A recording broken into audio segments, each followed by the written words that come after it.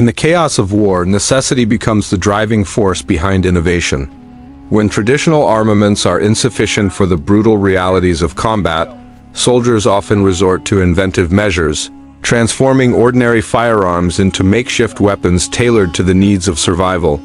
From the muddy trenches of World War I to modern-day conflicts, the ingenuity of troops has led to the creation of some of the most unconventional weaponry seen on the battlefield. Imagine soldiers fighting for their lives, taking bolt-action rifles designed for long-range engagements and transforming them into lethal close-quarters tools. This is the story of the improvised weapons used by desperate troops, particularly on the eastern and western fronts of World War I, where soldiers adapted to their circumstances with remarkable creativity. The Russian forces, for example, found themselves surrounded by revolutionaries and partisans, all of whom needed light, concealable weapons that could be easily hidden. Through surgeries with hacksaws and mere tools, soldiers converted the Mosin-Nagant rifle into what became known as the Obara's shortened, yet still deadly firearms. Meanwhile, American doughboys and German soldiers also engaged in weapon modification, crafting their own versions of makeshift firearms to address the close-quarters combat that defined trench warfare. Join us as we explore the fascinating tales of ingenuity and adaptation in warfare, revealing the techniques, histories, and implications behind these makeshift arms. From the deep alleys of Russian cities to the muddy fields of Western Europe, discover how soldiers fought against the odds not just with strategy and bravery, but with sheer creativity in the face of despair. Necessity is the mother of invention. Throughout history in times of war and strife, the need for effective weaponry has driven soldiers to innovate and adapt available resources to meet their needs. They often did not wait for years of research and development to provide them with specialized firearms. Instead, they took matters into their own hands. This relentless spirit of ingenuity was particularly evident during World War I, where the constraints of trench warfare and urban combat necessitated the creation of improvised weapons. Soldiers were typically issued standard-issue bolt-action rifles, excellent for long-range shooting, but significantly awkward and unwieldy in the close confines of trench systems, urban landscapes, or any other scenarios involving close-range combat. When one thinks of the nations that pushed the boundaries of weapon improvisation, Russia stands out above all. Unlike the protracted trench warfare seen on the Western Front, the Eastern Front offered different challenges, leading Russian soldiers to modify their weapons. Partisans, bandits, and even peasants wishing to protect themselves urgently required firearms that could be concealed easily from prying eyes. The main rifle used by the Russian forces was the Mosin-Nagant, a reliable and popular weapon, albeit quite long and not particularly suited to close quarters. When these rifles were repurposed for more practical applications, they became known as Obara's asterisk, a Russian term meaning cut back. These weapons had no standardized appearance. Each was uniquely shaped based on the creator's individual needs and engineering capabilities, as long as the structural integrity of the firearm could be maintained. Some modifications were straightforward, such as cutting down the barrel to convert the rifle into a carbine, while others were far more radical, reducing the weapon to little more than a bolt-action pistol. Despite being shortened, these Obaras remained chambered for the potent 7.62x 54mm R cartridge. The recoil could be intense, and due to the lack of front sights, accuracy was largely a matter of luck beyond a few paces.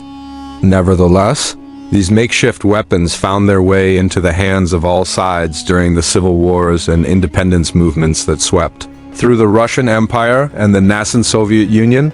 Easily stowed away under floorboards, hidden within chimneys, or concealed beneath baggy coats, these weapons quickly became a symbol of defiance. While the Mosin-Nagant was the most frequently modified rifle, other firearms were also cut down in similar ways. German Mausers, Japanese Arisakas, and whatever else was available at the time fell victim to the same transformative spirit. Meanwhile, in contrast to the Eastern Front's nimble fighters, soldiers on the Western Front were often locked in stalemates characterized by unyielding trench warfare. There, the standard-issue rifles were also unsuitable for the cramped confines of trenches. Soldiers occasionally found themselves without pistols or proper trench fighting equipment, To compensate, they improvised melee weapons by removing bayonets from rifles and using them as knives, wielding entrenching tools as melee weapons, and crafting entirely new tools that would not seem out of place in a medieval clash. Clubs fashioned from furniture legs or scrap wood, studded with nails or wrapped in barbed wire, became commonplace. Brass knuckles with knife blades attached, makeshift maces, and billhooks emerged as soldiers adapted their tools for survival. Many even donned improvised metal armor, offering a stark contrast to the more conventional military gear of the late 20th century.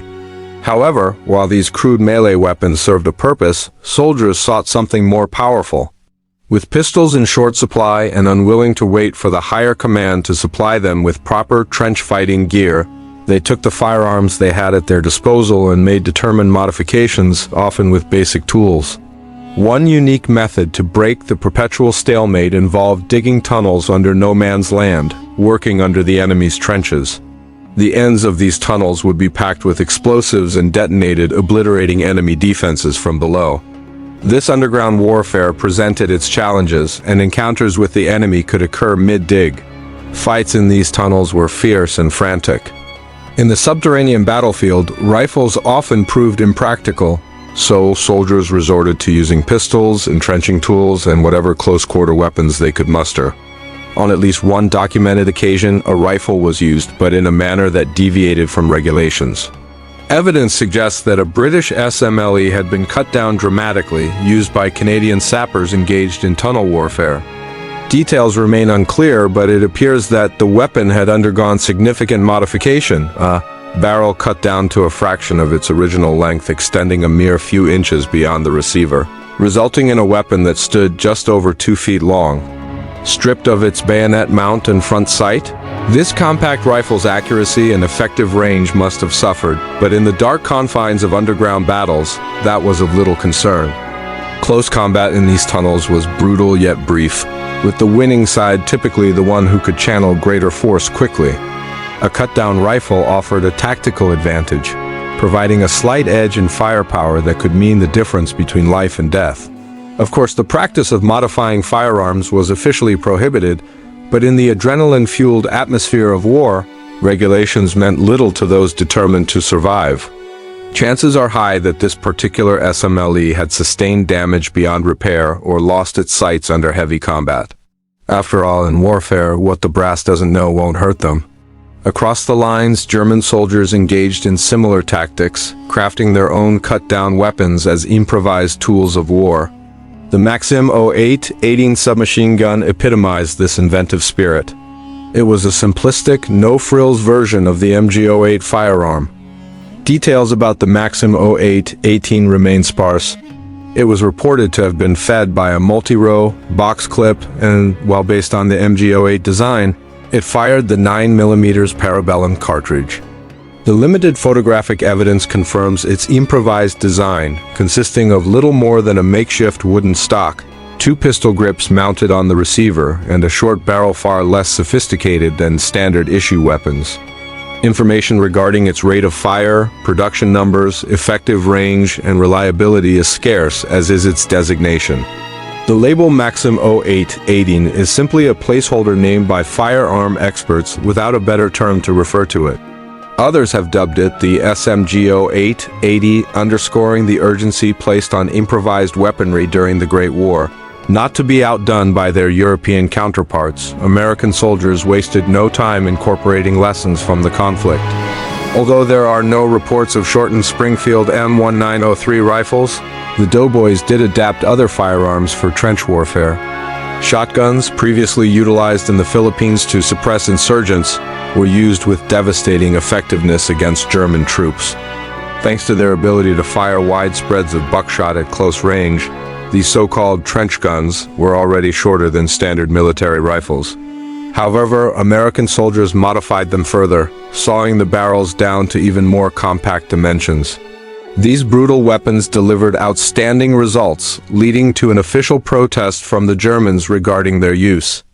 Despite the threats of reprisals, American forces largely disregarded such warnings, continuing to deploy shotguns until the war's end.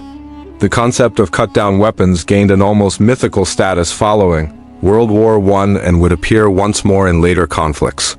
Notably during the Spanish Civil War and World War II, and even through contemporary times as firearms enthusiasts sought to collect relics of innovation. While chiefly made from bolt-action rifles, other types of firearms, semi-automatic rifles, submachine guns, shotguns, and various improvised weaponry also underwent modifications. The trend has persisted over the decades, with unusual Obara-style guns surfacing in modern-day conflicts. A particularly striking example is a recent find in Iraq, a Soviet PPS of 41. The standard submachine gun of World War II had undergone significant alterations. Its wooden stock had been cut down, transforming the curve of the stock into a makeshift pistol grip, while the barrel was reduced to mere inches from the receiver.